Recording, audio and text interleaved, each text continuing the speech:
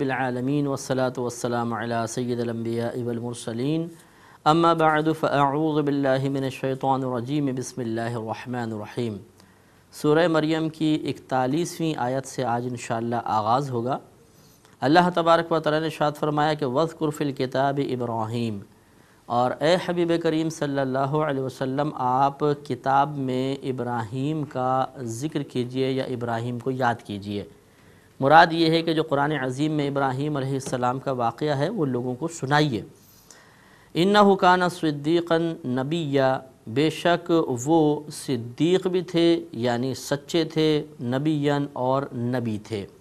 صدیق اسے کہتے ہیں کہ جو ہمیشہ سچ بولنے والا ہو اور حق کی تصدیق کرنے والا ہو، اور نبی کا لغوی معنی ہوتا ہے غیب کی خبر دینے والا۔ آپ اگر عربی ڈکشنریاں اٹھا کے پڑھیں گے تو لفظ نبی کا لفظی یہ ہے غیب کی خبر دینے والا۔ تو اللہ تبارک و تعالی نے انبیاء علیہ السلام کے لیے جس صفاتی نام کا انتخاب فرمایا، وہ صفاتی نام خود اس بات کا اظہار کر رہا ہے کہ جتنے بھی اللہ کے یہ انبیاء علیہ السلام ہیں ان کے پاس علم غیب بعطائے الہی ہوتا ہے۔ اذ قال لابیہ، یاد کیجئے کہ جب کہا ابراہیم علیہ السلام نے اپنے والد کے لیے، یہ میں آپ کو پچھلے پروگرام میں بھی عرض کر چکا ہوں کہ یہاں والد سے مراد چچا ہے، کیونکہ نبی کریم صلی اللہ علیہ وسلم نے ارشاد فرمایا کہ اللہ تعالیٰ نے میرے نور کو ہمیشہ پاک پشتوں سے پاک رحموں میں منتقل فرمایا۔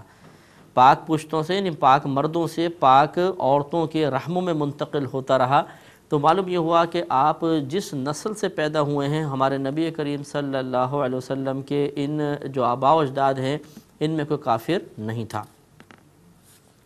تو یہ چچا تھا، چچا کو عربوں کے عرف میں باپ بھی کہہ دیا جاتا ہے، اس لیے یہاں مراد ہے۔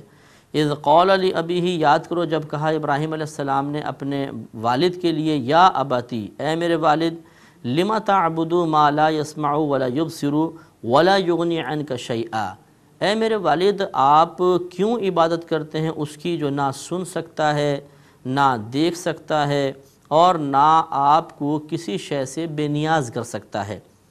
یعنی بتوں کی عبادت آپ نہ کریں۔ وہ بت پرست تھا، قوم بھی بت پرست تھی، تو ابراہیم علیہ السلام نے بڑی آسان دلیل یہ دی، ایک عقل میں سمجھ میں آنے والی، کہ ایک بت جس کو ہم اپنے ہاتھوں سے تراشیں، وہ اپنے معرض وجود میں آنے میں بھی ہمارا محتاج ہو، وہ کیسے ہماری مدد کر سکتا ہے، کیسے ہمیں خطرات سے دور کر سکتا ہے، جو نہ سنتا ہے نہ دیکھتا ہے، نہ وہ ہمیں بے نیاز کر سکے۔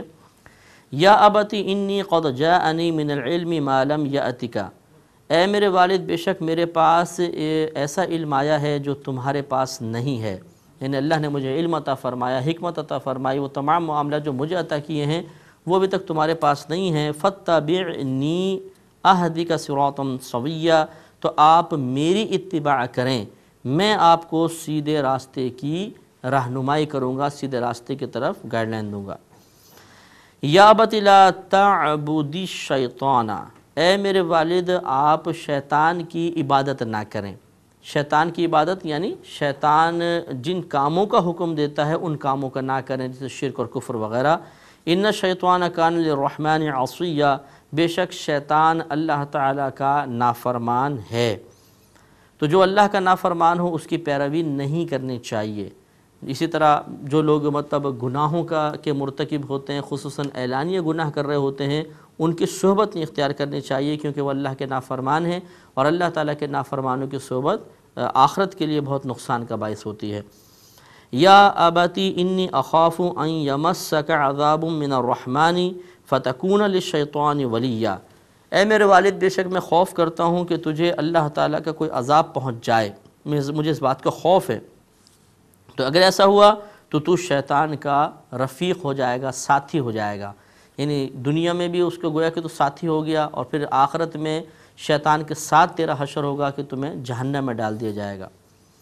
اب وہ جو چچا جان تھے وہ بولے، قال اراغب انت عن آلہتی یا ابراہیم، اس نے کہا کہ اے ابراہیم کیا تو میرے خداؤں سے بے رغبت ہے؟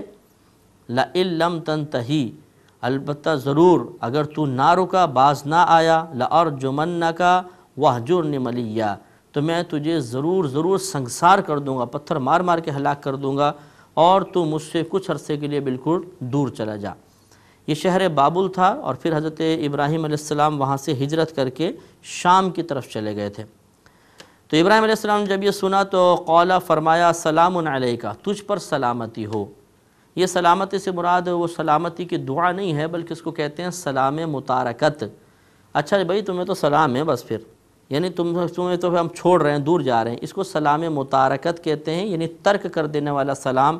یہ اس بات کی خبر دیتا ہے کہ ہم اس سے آخری مرتبہ مل رہے ہیں۔ سأستغفر لک ربی، حضرت ابراہیم نے ارشاد فرمایا کہ عنقریب میں تیرے لیے اپنے رب سے مغفرت طلب کروں گا۔ انہ کان بی حفیا، بے شک وہ یعنی اللہ تبارک و تعالی مجھ پر مہربان ہے۔ یعنی مغفرت طلب کروں گا، کافر کے لیے مغفرت نہیں ہوتی ہے، یعنی میں یہ گزارش کروں گا کہ اللہ اس کو ایمان کی دولت عطا فرما اور اس کے بعد سے گناہوں کی بخشش فرما دے۔ وَأَعْتَزِلُكُمْ وَمَا تَدْعُونَ مِن دُونِ اللَّهِ، اور میں تم سے بھی اور جن کو تم اللہ کے علاوہ پوچھتے ہو ان سب سے کنارہ کش ہو جاؤں گا۔ وَأَدْعُو رَبِّي، اور میں فقط اپنے رب کی عبادت کروں گا۔ عَسَىٰ أَلَّا أَكُونَ بِدُعَاءِ رَبِّي شَقِيًّا، قریب ہے کہ میں اپنے رب کی بندگی سے بدبخت نہ ہوں، یعنی قریب ہے کہ انجام بہترین ہی ہوگا انشاءاللہ کہ میں اپنے رب کی عبادت کر کے بدبخت نہیں ہوں گا، اس لیے میں تو اپنے رب کی عبادت کروں گا۔ فَلَمَّا اعْتَزَلَهُمْ، پھر جب ان سے وَمَا يَعْبُدُونَ مِن دُونِ اللَّهِ، اور ان سے جن کی اللہ کے علاوہ عبادت کرتے تھے، ابراہیم دور ہو گیا۔ وَهَبْنَا لَهُ إِسْحَاقَ وَيَعْقُوبَ، تو ہم نے اسے اسحاق اور یعقوب عطا کیے۔ تو ابراہیم علیہ السلام کے دو صاحبزادے ہوئے، اسحاق اور حضرت اسماعیل علیہ السلام۔ پھر حضرت اسحاق علیہ السلام کے صاحبزادے تھے یعقوب علیہ السلام۔ تو گویا کہ اسحاق علیہ السلام آپ کے بیٹے اور یعقوب علیہ السلام آپ کے پوتے ہیں۔ تو اللہ نے یہ ذکر فرمایا وَكُلًّا جَعَلْنَا نَبِيًّا، اور ہم نے ہر ایک کو، ان میں سے ہر ایک کو نبی بنایا، یعنی اسحاق علیہ السلام بھی نبی تھے، یعقوب علیہ السلام بھی نبی تھے۔ وَوَهَبْنَا لَهُم مِّن رَحْمَتِنَا، اور ہم نے انہیں اپنی رحمت عطا کی، حکمت عطا کی، برکات عطا کی، اور بہت ساری نعمتیں عطا فرمائیں۔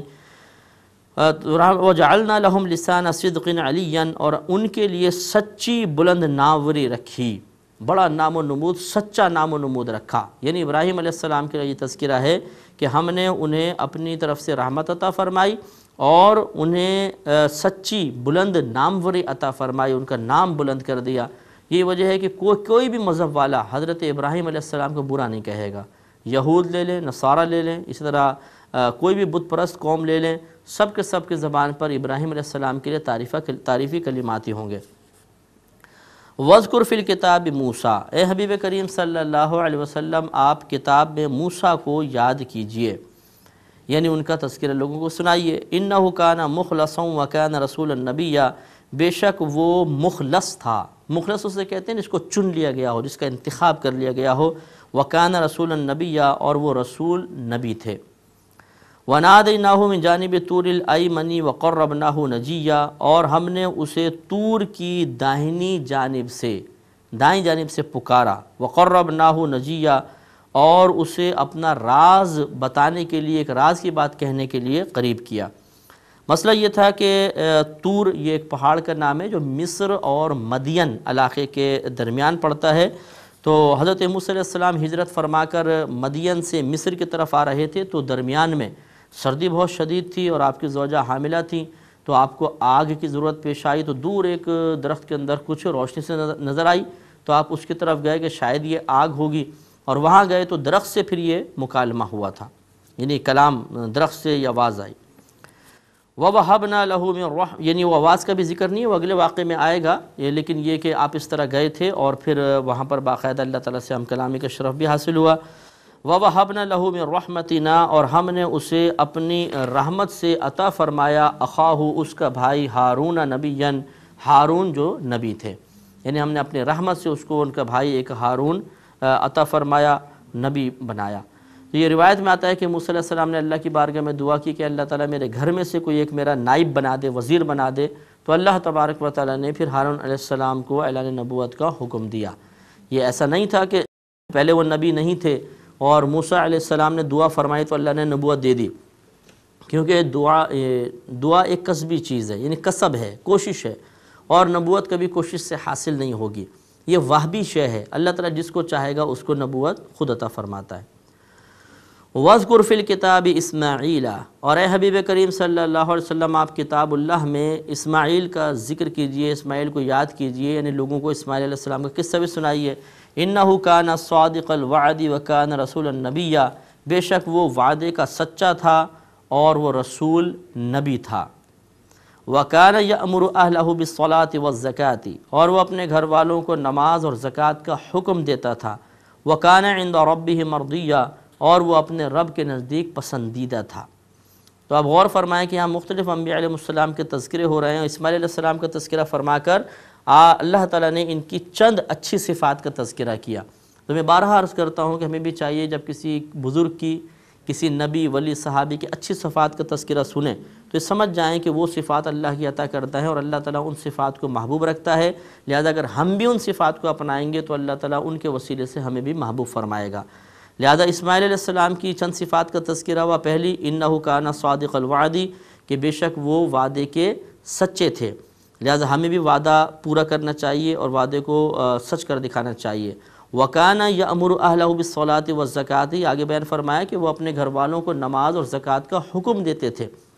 حالانکہ ان کے گھر والے تو یقینی سی بات ہے کہ نماز بھی پڑھتے ہوں گے اور سب نیک عمل کرتے ہوں گے، لیکن تلقین کا سلسلہ، امر بالمعروف و نہی عن المنکر، نیکی کا حکم کرنا، برائی سے روکنا، یہ چیز جاری و ساری تھی۔ لہٰذا حضرت اسماعیل علیہ السلام کے طرز عمل کو اختیار کرتے ہوئے ہمیں بھی چاہیے کہ اپنے گھر والوں کو نیک اعمال کا حکم دیں۔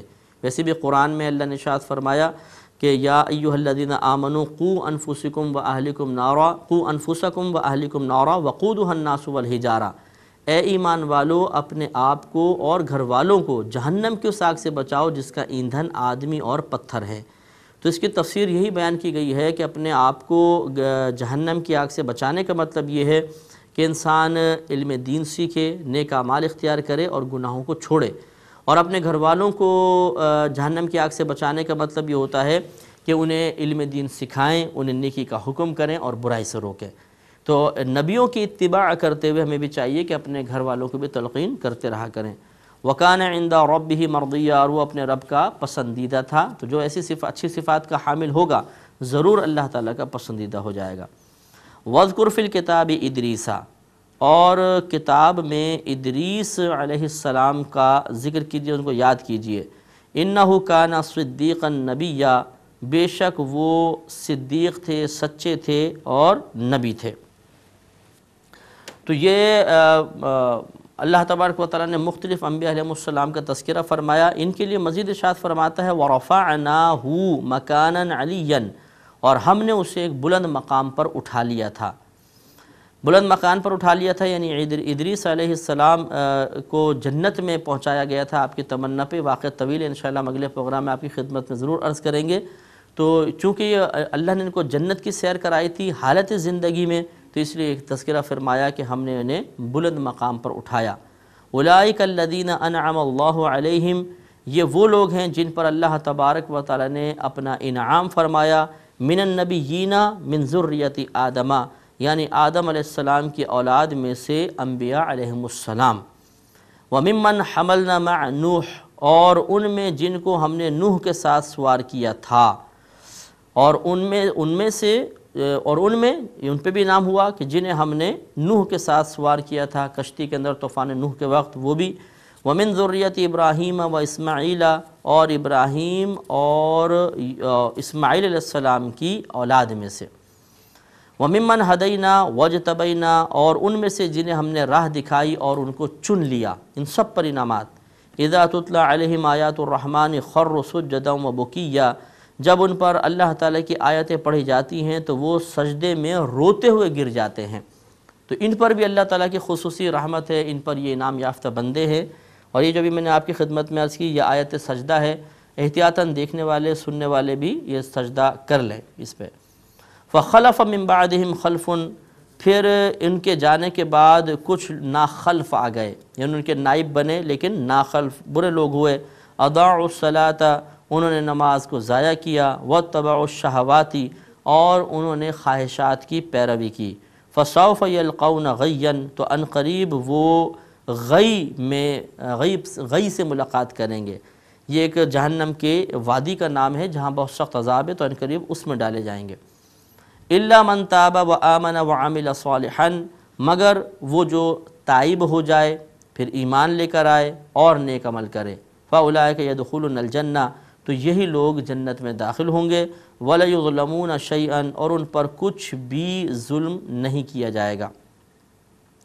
تو غور کریں کہ یہ تو اچھے لوگوں کا تذکرہ تھا کہ اللہ تعالیٰ نے انعام فرمایا انبیاء علیہ السلام پر، ان لوگوں پر جو نوح علیہ السلام کے ساتھ کشتی میں سوار ہوئے تھے، ابراہیم علیہ السلام اور اسماعیل علیہ السلام کی اولاد پر، ان لوگوں کو جن کو اللہ تبارک و تعالیٰ نے ہدایت عطا فرمائی اور اپنے قرب کے لیے چن لیا، اور ان کی علامت یہ ہے کہ جب ان پر آیات تلاوت کی جاتی ہیں تو سجدے میں گر جاتے ہیں اور روتے ہوئے آنسو بہاتے ہیں باقاعدہ۔ یہ سب اللہ کے نام یافتہ بندے ہیں، تو یہی ہمیں بھی ان کے قریب رہنا چاہیے اور ان کی اچھی صفات کو اپنانا چاہیے۔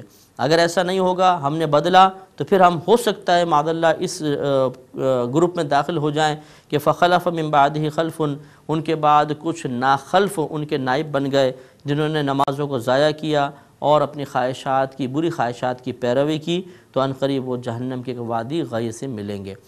تو اس لیے یہ معلوم یہ ہوا کہ جو نمازوں کو ضائع کرے، نمازیں نہ پڑھے اور اپنے نفسانی خواہشات کی پیروی کرے، تو وہ جہنم میں جا سکتا ہے۔ اس لیے ہمیں بھی کوشش کرنی چاہیے کہ نمازوں کی پابندی رکھیں اور نیک اعمال کریں۔ لیکن یہ جو جہنم میں داخلہ بیان فرمایا، انہی لوگوں کا جو توبہ کیے بغیر مر جائیں، اسی لیے استثناء فرماتے ہوئے فرمایا مگر وہ جو تائب ہو جائے، ایمان لائے، نیک عمل کرے، تو یہ لوگ جنت میں داخل ہوں گے۔ تو یہاں پر بھی دیکھیں 3 چیزوں کا تذکرہ ہے، توبہ، ایمان، عمل صالح۔ اسی لیے بعضوں نے کہا کہ اگر کوئی کافر مسلمان ہو تو اسے 3 کام کرنے ہوں گے۔ ایک، توبہ کرے گا۔ توبہ کا مطلب یہ ہے کہ جن عقائد کو وہ اختیار کیے ہوئے تھا، ان عقائد کو وہ غلط کہے۔ اگر وہ کہتا نہیں وہ عقائد تو درست ہی تھے، لیکن چلو میں مسلمان ہو جاتا ہوں، اس کا یہ ایمان معتبر نہیں ہے۔ یہ ضروری ہے کہ جن عقائد پہ وہ پہلے تھا، جو اسلام سے ٹکراتے ہیں، اسلام ان کی نفی کرتا ہے، اسلام انہیں غلط قرار دیتا ہے، ان تمام عقائد کو وہ بھی غلط کہیں کہ یہ غلط تھے۔ اس کے بعد وہ آمنا، پھر وہ ایمان لے کر آئے، کلمہ پڑھیں، اور جن چیزوں کا یقین رکھنے کا شریعت نے حکم دیا، جن کے اوپر عدم یقین ہمیں کفر تک پہنچا سکتا ہے، ان پر پھر وہ یقین رکھے، وعمل صالحا، اور نیک عمل کرے۔ پھر اس کے بعد نیک اعمال کرتا رہے۔ جب یہ کام ہو جائے گا فاولئک یدخلون الجنہ، تو یہ لوگ جنت میں داخل ہوں گے اور ان پر بالکل کوئی بھی ظلم وغیرہ نہیں ہوگا۔ انشاءاللہ ادریس علیہ السلام کا جو قصہ ہے وہ اگلے پروگرام میں بالتفصیل بھی خدمت میں عرض کروں گا۔ وآخر دعوانا ان الحمدللہ رب